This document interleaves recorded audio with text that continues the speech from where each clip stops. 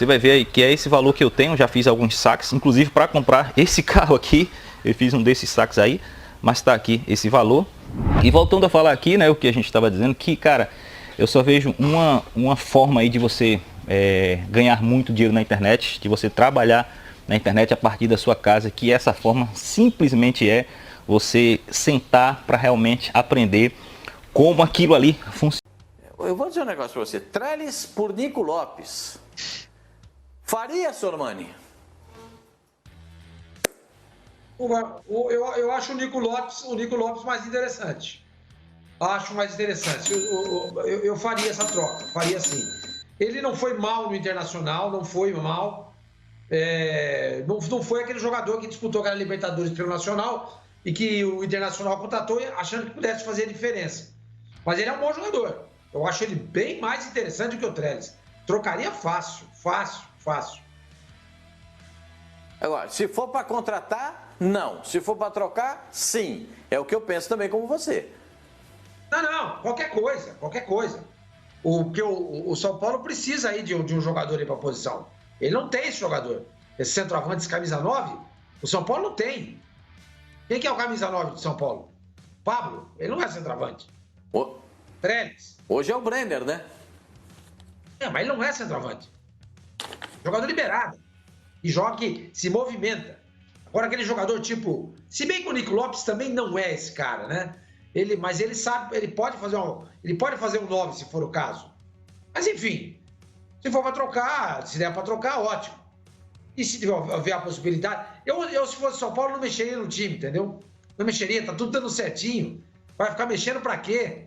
Vai trazer um cara novo, o outro vai embora. De repente o cara tá indo embora, é amigo do fulano, do cicrano ou do beltrano. E aí, gente, para que mexer num negócio que tá dando certo? Eu entendo isso. Agora, é para outra temporada? Legal. É para agora? Aí eu não vejo sentido. Vamos pensar já para a próxima temporada? É uma boa ideia. Mas agora...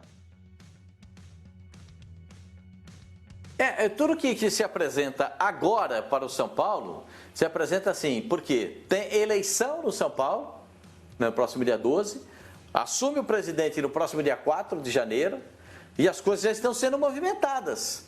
E aí, o Hamilton, esse movimento da chegada de um diretor-geral para o departamento de futebol, ele vai administrar todas as categorias. E aí já começa a dizer assim, poxa, e o Raí, o que vai fazer? O Pássaro já disse que não vai ficar. O Chapecó não vai ficar porque é negócio de eleição e a política do clube também o Chapecó não fica. E aí o Raí vai ficar depois com a presença de um novo presidente? E o grupo do São Paulo, como é que vai assimilar isso? A chegada de um outro dirigente, apesar de que o Muricy é muito identificado com o São Paulo, jogou no São Paulo, mora do lado do São Paulo, todo mundo sabe que ele adora o São Paulo Futebol Clube, então foi multicampeão pelo São Paulo, não dá para discutir isso. O que eu estou discutindo é o seguinte, tá indo bem, e o Sormani falou, tá indo bem, tá dando certo, para que começa a mexer o doce? De repente desanda o doce, hein, Hamilton? E eu nunca vi mesmo, não me lembro aqui, política de clube influenciar positivamente desempenho dentro de campo. Eu não me lembro aqui de nenhum caso. Infelizmente, pode até ter acontecido, mas eu não lembro, né? Bom, pelo que eu entendo, existe uma hierarquia, né? O Raí, eu até pesquisei, é diretor executivo, correto? E o Muricy será coordenador de futebol, então será subordinado ao Raí. Nessa hierarquia. Não, ele é superior ao Raí. Na hierarquia ele seria superior ao Raí. Superior ao Raí. Ele é que vai... Como coordenador o Muricy de futebol, coordena todas... superior. Ele coordenaria todas as divisões ou os departamentos de futebol do São Paulo. Desde lá do Chupetinha até o time principal, entendeu? O Raí seria diretor executivo do futebol profissional. É isso. Do futebol profissional. Então o organograma é esse. Na realidade, um diretor tem que ter uma posição acima de um coordenador, mas enfim, no futebol tudo é possível. Então, a partir desse princípio aí, desse organograma, o Muricy chega com poder de até demitir o Raí, certo? De até tirar o Raí. Não acredito que não possa haver uma convivência. Mas eu acho que a política, ela fala mais alto nesses momentos, né? O trabalho pode estar até sendo bem feito, São Paulo é líder do campeonato, pode chegar a um título que não vem há 12 anos, mas tem essa situação de política no meio do caminho. Eu acho muito ruim essas coisas serem anunciadas com tanta antecedência. Transação de jogador, diretor que está chegando, deixa para depois da eleição. Porque isso aí acaba mexendo com o que está acontecendo lá dentro do campo, entendeu? Acaba mexendo com o desempenho dos profissionais que estão ali trabalhando. O próprio Fernando Diniz já deu recado também, já mandou recado. Vamos ver se a gente tem a continuidade do trabalho. E aí, tem que se meter nisso? É hora de se meter nisso? Não é melhor continuar olhando o que está acontecendo dentro de campo? Pascoal, o Zé Elias jogou, viveu mais intensamente isso, pode até me desmentir aqui, me corrigir se eu estiver errado, mas eu nunca vi política de clube, essa situação de eleição, de troca de diretoria, influenciar dentro de campo, fazer time ganhar título, jogar bem. Muito pelo contrário, já vi desandar e muita coisa. E já vi também o resultado no campo derrubar todo mundo. Derrubar a diretoria inteira, do presidente ao porteiro. Vou dizer. Concordo com você, Milton. Assina embaixo. O jogador, o jogador não pensa muito nessa questão política, de posicionamento de presidente, diretora. O jogador não liga muito, não. O importante para ele vai ser o mês, né, na hora do pagamento de 30 dias, e ele poder jogar. E aí a discussão é com o treinador, com o preparador físico. Na maioria das vezes isso acontece. É só assim. Politicamente mesmo, assim, o jogador não está se importando muito com o que acontece no clube. Não, Zé, e o que você acha da ideia do Nico Lopes e toda essa movimentação pré-eleitoral no São Paulo Futebol Clube, já que as eleições ainda vão acontecer, Zé? Eu, como jogador, se tivesse oportunidade, eu trocaria, mas não deixaria vazar isso agora. Porque daqui a pouco nós iremos ver negociações com os jogadores que estão jogando, com os titulares. Vai chegar fulano de tal porque esse vai sair, vai chegar fulano de tal porque esse daqui está em dúvida se fica ou não. Né? O Fernando já deu o recado aí em relação a teremos a continuação ou não do trabalho. Eu acho que está acontecendo muito precipitado, viu, Pascoal? Muito. O fato do Muricy ter saído, né? E a gente sabe que, de certa forma, ele vai assumir, né? Pelo menos ele não ia deixar, e as informações, eu confio nas informações, ele vai assumir. Então, tem aquela coisa do cara chegar e falar assim, o jogador vai, putz, grila, né? O cara vai sair, vai chegar, é o Muricy, mas e os que estão aqui? Então, tem muita coisa errada, eu acho, nesse momento, essa precipitação, mas é o movimento político para assegurar realmente o Casares a sua força, né?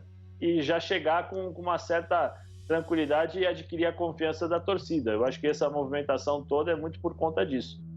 Agora nós não sabemos como vai ficar, né? Pelo menos de ontem para hoje eu já vi algumas notícias aí pipocando que o Raí não vai permanecer, ou que vai permanecer. Já começou a gerar toda essa indefinição, né, Pascoal? Começa a gerar esse tipo de tensão, né? Como dizem os especialistas, gera calor. Fica dando muita atenção. Felipe Facicani, claro que o Muricy é sensacional, maravilhoso, e todos nós aqui reconhecemos que o Muricy para o São Paulo fará muito bem, ponto. Mas existe hora, lugar e, inclusive, a possibilidade de trazer ou esse ou aquele jogador, como é o caso do Nico Lopes. Agora, estão falando que o Miranda também pode voltar, e se o Muricy for, o Miranda tem a grande possibilidade de voltar para jogar no time do São Paulo, porque ele já anunciou que ou joga no Curitiba ou joga no São Paulo, que quer encerrar a carreira dele de volta aqui ao Brasil. Então já tem Nico Lopes, Miranda, Muricy, e o volume vai crescendo. A coisa tá ganhando corpo, hein, Facicani? Sim, mas eu acho que são notícias boas, né, Pascoal? São notícias, por exemplo, de bons reforços, de um clube que está tentando se estabilizar, principalmente no lado administrativo do futebol, traz uma figura legal como o Muricy. O nome do Zete é um nome fantástico, espetacular, que todos aqui conhecemos e sabemos do caráter do Zete, da figura que é o Zete. Então, isso é bom para o clube. Muito melhor que esse tipo de notícia comece a ser ventilada no São Paulo, poxa, Miranda, Zete, Muricy, do que notícias de problemas, do que notícias de jogadores que estão insatisfeitos com um ano que foi muito complicado financeiramente falando, de atletas que estão na balada, de atletas que fizeram um pagodinho, o outro que foi fazendo... Então, assim, sabe, é muito melhor esse tipo de notícia engrandecedora do que aquelas depreciativas, né? O São Paulo tem que parar de ter momentos depreciativos ou coisas que gerem insatisfação e sim esperança ao torcedor. E acho isso extremamente válido. Agora, nessa questão do Nico Lopes, é chamar o torcedor mexicano do Tigres de tonto. É a única palavra que eu acho, porque o Trellis, eu acho um jogador limitadíssimo. Limitadíssimo. Mas assim, muito limitado. E o Nico Lopes é bom jogador. Ele teve períodos de baixa no Internacional, mas ele é bom jogador. Hoje ele é reserva do Gignac, do Tigres, que é um baita centroavante, ainda experiente, mas muito bom jogador. O Gignac aqui no futebol brasileiro seria titular em todos os times, facilmente. E o Nico Lopes, em 11 jogos, tem 6 gols. É uma média ótima. Então hoje você trocar um jogador que tem 1 gol com o São Paulo por um cara que, mesmo na reserva, é uma peça importante e imediata no time do Tuca Ferretti, do Tigres do México, que disputa também fases decisivas das competições internacionais na CONCACAF, poxa vida, é você tentar chamar mexicano de tonto, tentar embromar mexicano.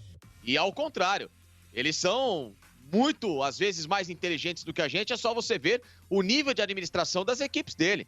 A maioria dos times mexicanos são times ricos, times de grande estrutura, de grandes estádios. A competição, a Conca Champions é ótima, revelam bons jogadores também, contratam grandes jogadores da América do Sul a peso de ouro. Então, assim, é um negócio que, sabe, seria muito expertise para um lado e tentar chamar o outro de pouco inteligente.